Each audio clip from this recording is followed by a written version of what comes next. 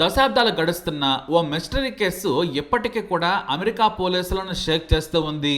ఎవరు ఎందుకు చంపారు అన్నది మాత్రం అమెరికా పోలీసులను వెంటాడుతూనే ఉంది. కొంతమంది ఎలా చనిపోయారు, ఎందుకు చనిపోయారు పైనున్న దేవుడికి, కింద ఆ చంపిన వాడికి మాత్రమే తెలుస్తుంది. అలాంటి మిస్టరీ కేసే నదియా మాలిక్ కేస్. నదియాను చూసిన ప్రతి ఒక్కరూ ఎంత అందం అనిపించేలా ఉంటుంది. ఫ్రెండ్స్ అంతా కూడా ముద్దుగా ఇండియా నుంచి వచ్చిన ఏంజల్ అని పిలిచేవారు. నదియా తన కుటుంబంతో కలిసి అమెరికాలోని పెనిన్సులా రాష్ట్రంలోని ఫిలడెల్ఫియా నగరంలో ఉండేది. నదియా పుట్టక ముందే వారి ఫ్యామిలీ ఇండియా నుంచి వెళ్లిపోయి అమెరికాలో సెటిల్ అయ్యారు. 6 తోబుట్టువులలో నదియా రెండోది. మనసులో ఏది ఉంటే అది మాట్లాడేస్తుంది. అబద్ధం అంటే అస్సలు నచ్చదు. చిన్నప్పటి నుంచి డాక్టర్ అవ్వాలని కలలకనేది. అందుకే కష్టపడి చదువుతూ ఉండేది. ఇక నదియా 16 ఏళ్ల హై స్కూల్ విద్యార్థినిగా ఉన్నప్పుడే భూపేంద్ర గగన్ సింగ్ అనే భారతీయ మూలాలున్న యువకుడు పరిచయం అయ్యాడు. అతని వల్లే తన జీవితం నాశనం అవుతుందని ఆమె అస్సలు ఊహించలేదు. గగన్ పరిచయం అయ్యే నాటికి అతను రెస్టారెంట్ వెయిటర్ గా పనిచేసేవాడు. అతని మాటలు, నవ్వించే విధానం బాగా ఆకర్షించాయి. పైగా టీనేజ్ లో ఉండడంతో ఏది లవ్వో ఏది ఆకర్షణో తెలుసుకోలేని వయస్సు. మరి వయస్సు ప్రభావమో గగన్ మాయో తెలియదు కానీ నదియా అతనితో పేకల్లోతు ప్రేమలో పడిపోయింది. ఇది గమనించిన నదియా ఫ్యామిలీ నచ్చజెప్పి చూశారు. అతనికి దూరంగా ఉంటేనే లైఫ్ బాగుంటుందన్నారు. చిలక చెప్పినట్లు చెప్పారు. కానీ ప్రేమ అనే మాయ కమ్మేసి ఉండడంతో ఎవరు ఏం చెప్పినా వినే స్టేజ్ లో లేదు నదియా. గగన్ తో ప్రేమాయణం కారణంగా నదియా చదువు కూడా అటకెక్కేసింది. ఇక గగన్ పరిచయమైన 3 ఏళ్లకు అంటే నదియాకు 19 ఏళ్ళు వచ్చేసరికి ఫ్యామిలీని వదిలేసింది. బాయ్ ఫ్రెండ్ తో కలిసి పెనిన్సులాలోనే మార్పుల్ టౌన్షిప్ లో లివింగ్ లో ఉండడం మొదలు పెట్టింది. ఇక అప్పటి నుంచి ఇద్దరు అస్సలు ఖాళీగా ఉండేవారు కాదు. టైం దొరికితే ఎంజాయ్ చేసేవారు. ఫలితంగా పెళ్లి కాకముందే నదియా ప్రెగ్నెంట్ అయింది. పిల్లలుంటే తమ ఎంజాయ్మెంట్ కు అడ్డుగా ఉంటుందని అబార్షన్ చేయించుకోవాలని గగన్ ఫోర్స్ చేశాడు. కానీ నదియా అందుకు ఒప్పుకోలేదు. అప్పుడు ఇద్దరి మధ్య చిన్న చిన్న గొడవలు వచ్చినా ఆ తర్వాత అన్నింటినీ సాల్వ్ చేసుకున్నారు. అలా నదియా పెళ్లి కాకుండానే 3 పిల్లలకు తల్లయింది. అయితే 2012 ఫిబ్రవరి 28న నదియా భూపేంద్ర గగన్ సింగ్ తో కలిసి తన 3 నెలల పాపను తీసుకుని బయటకెళ్ళింది. అక్కడ పాపకు అకస్మాత్తుగా బ్రీతింగ్ ప్రాబ్లం వచ్చింది. నదియా కంగారు పడుతుంటే వారిద్దరిని అక్కడే వదిలేసి నువ్వే చూసుకో, పోలీసులకు ఫోన్ చేసుకుంటావో అంబులెన్స్ కి చేసుకుంటావో నీ ఇష్టమని గగన్ వెళ్లిపోయాడు. నదియా పోలీసులకు అలాగే అంబులెన్స్ కి ఫోన్ చేసే లోపే చిన్నారి చనిపోయింది. ఇక పోలీసులు మెడికల్ టీం వచ్చినా కూడా ఫలితం లేకుండా పోయింది.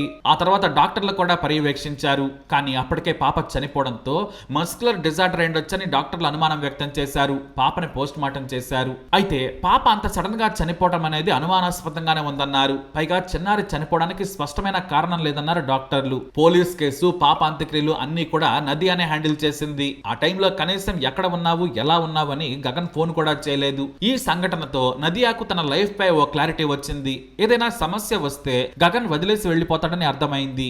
జరిగిందంతా ఫ్యామిలీకి ఫోన్ చేసి చెప్పింది. తమ కారణంగానే పాప చనిపోయిందని ఏడ్చింది. నదియాని ఓదార్చిన ఆమె ఫ్యామిలీ పిల్లలను తీసుకుని వచ్చేయాలని, గగన్ను వదిలేయాలని చెప్పారు. కానీ అతన్ని విడిచిపెట్టడానికి నదియా ఒప్పుకోలేదు. ఎందుకంటే మరో 2 పిల్లలు కూడా ఉండడంతో చావైనా బ్రతికైనా అతనితోనే అని అనుకుంది. అయితే పాప చనిపోయిన నాటి నుంచి కూడా ఇద్దరి మధ్య గొడవలు ఎక్కువయ్యాయి. ప్రతి చిన్న విషయానికి నదియాపై కోపట్టం, చేయి చేసుకోవటం మొదలు పెట్టాడు గగన్. 2 పిల్లలని చూసుకుంటూ దగ్గరలో ఉన్న ఓ మెడికల్ స్టోర్ లో పార్ట్ టైం జాబ్ చేసేది నదియా. వర్క్ కారణంగా స్టోర్ నుంచి రావడం ఏమాత్రం లేట్ అయినా అనుమానించేవాడు.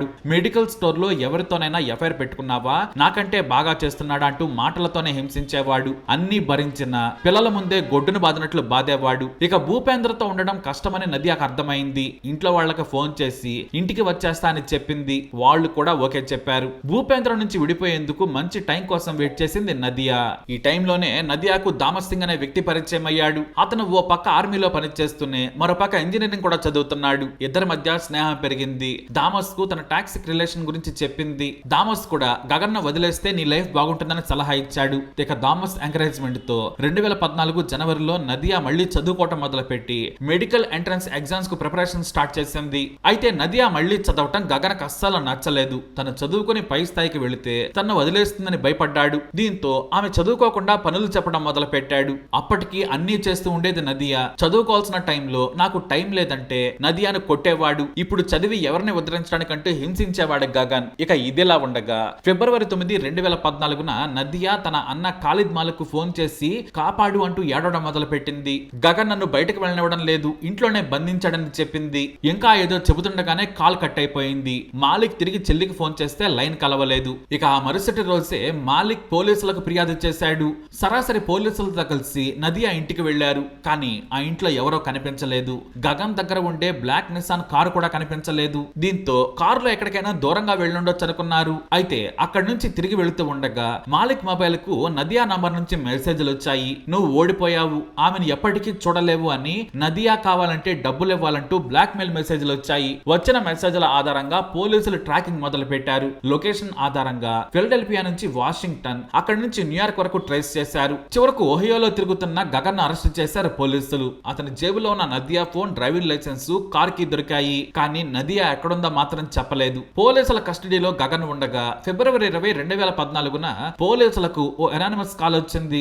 నల్ల రంగు నిస్సాన్ కారు గత కొన్ని రోజులుగా పార్క్ చేసి ఉందని, ఏదో అనుమానంగా ఉందని చెప్పారు. పోలీసులు ఏమాత్రం ఆలస్యం చేయకుండా వెళ్లి ఆ కారు తెరిచి చూస్తే లోపల పాత బట్టలున్నాయి. పోలీసులకు ఎందుకు అనుమానం వచ్చి బట్టలన్నీ తీయగా కుళ్ళిపోయిన స్థితిలో నదియా బాడీ కనిపించింది. పోస్ట్ మార్టం లో శరీరంపై గాయాలు కనిపించలేదు. ఆమె ఎలా చనిపోయిందో, ఎందుకు చనిపోయిందో అన్న కారణం కూడా తెలియలేదు. ఫోరెన్సిక్ రిపోర్ట్ కూడా ఏ కారణం నిర్ధారించలేదు. ప్రత్యక్ష ఆధారాలు లేకపోవడంతో గగన్ పై హత్య కేసు నమోదు కాలేదు. ఎన్ని విధాలుగా ఇన్వెస్టిగేషన్ చేసినా కూడా కేసు తేలలేదు. చివరికి డిటెక్టివ్స్ కూడా ఈ కేసుపై కూర్చున్నారు. అయినా కూడా వారికి ఏ క్లూ కూడా దొరకలేదు. ఎందుకంటే నదియా చనిపోయే టైంకి గగన్ జైల్లో ఉన్నాడు. మరి నదియాను చంపింది ఎవరు? అనుమానం గగన్ వైపే ఉన్న ఆధారాలు మాత్రం లేవు. చివరికి కొన్నేళ్ల పాటు ఈ కేసు సాగింది. ఆ తర్వాత మిస్టరీ డెత్ గా మూసేశారు. ఇక వీరిద్దరికి అప్పటికి కూడా అఫీషియల్ గా పెళ్లి కాకపోవడంతో, తల్లి చనిపోగా తండ్రి జైల్లో ఉండడంతో పిల్లలను హోమ్ కి తరలించారు. అయితే నదియా ఫ్యామిలీ మాత్రం అంత తేలిగ్గా ఈ కేసుని వదిలిపెట్టలేదు. ప్రైవేట్ డిటెక్టివ్స్ ని పెట్టించి కేసు ఇన్వెస్టిగేషన్ చేయించారు.